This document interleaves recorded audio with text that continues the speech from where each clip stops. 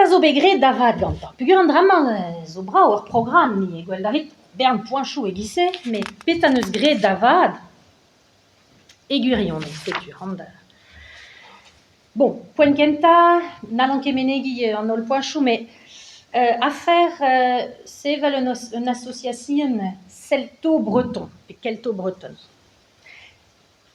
Beoa deja strolaj ou tu d'association nou, a labour evit difen ar brezon, nag d'ar marese, unan hag a oa anvet l'association bretonne. Mais difen a deoa bet d'ar marese, peogwir oa légitimiste betegre. Setu oa bet difennet, an ar gwarnam. Setu mont da heul en association bretonne oa ket moyen. Kervarker, la ville marquée, nahe, de Zidu, na savet une association d'avoda ar varzet neve, les néobar, dahe, dindan an anno, breurie es Breis. Erbla tri verkan, tri a da Hugen, 1843, ne peut la vechou a ro, même ça. Setu kaven eus gwellor Charles Avrohal, ben, implich, obor gant an association ze, déjà, evidemment varo. Statutu neve ne savet, rei ur plas da bebini, rol resis a tout, resistre e ilabor. Pez a zo, deus parez ne zanteket, e oa je, déjà, ba Breis, et tre tout d'ar strolaj ou tud a labouret, evit difen ar brezon. A be oa un den ba Montroulas, Yann vari ar skour hag a oa gwerzer gwin ba Montroulas, hag a chikoure ie an dud a skriva barzonegou e brezon hag a tout.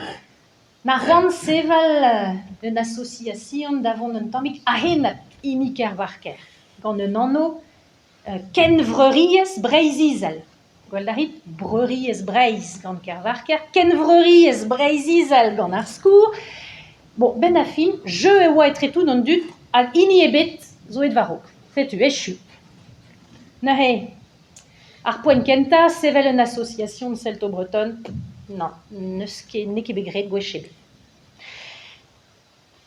Ur gelaouenn geltiek, revue celtique.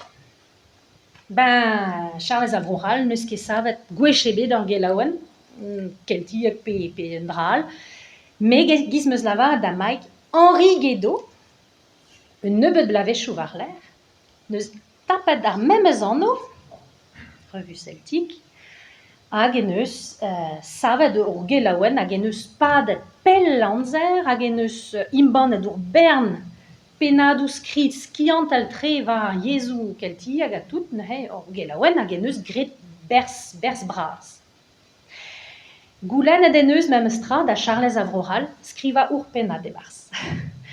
Ar penad diveza de Charles Avrohal a rogivar. Parce que bedim barnet bars la revue celtique, c'est une revue celtique, c'est pas un grand succès, quoi, non plus pour Charles de Gaulle. Mais après, oui. Vo joumeur, Kendall retrekelti avec les congrès interceltiques, bah, ahe, et neus labour et kals. A deus paris, mais compliqué de wantrau. Et penkenta, et waret sevel un emvot, et tri verkan c'hwer a Trihugen, 1866, bag gwenet, Morbihan. Ben a fin, e oa regompliket, hag o deus renket gortos fin ar bla war l'air, tri verkan 6 a Trihugen, a mont da Sambriek. Diloj a tout d'an trao ken compliqué de wantrau. Charles Avrohal, ben neus ket galet don, peogwir oa klan.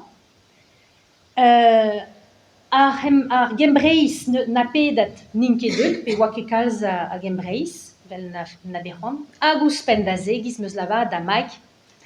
Ken intan a da oa o sevel an drama, vid laket var vel, tout ar skiant var ar Jezou keltiek, ben kroget en eus an tabut, etre Kervarker. Fanch an uel a le men, di var ben, ar barz az Breiz, e barz an emvod meur se. Tu ben a fin, hen hag an oa c'hoant chikour Kervarker, bea diskip Kervarker en eus krouet a l'er me ganet an tabut. Me, force penonz, an tabut ne fe besavet el c'halie, ne ket a fer Charles Avrohal. Me kemenma vid lavar der ben a fin ne oa ket ie, na ket gret bersk a mese tout a c'hendal rouse. Redoa gortos, fin an ontakvet kanvet, vi gwalet un emgleo etre keltiek pe un drabenak tos d'an drama, pa oa bet krouet ar gorsez. Ar gorsez, a zo ur ger kembraek. On appelle ça la gorsez aussi en gallois. Ben a fin e an druizet. O de savet ur strollap etre keltiek evel se. Setu me a hendal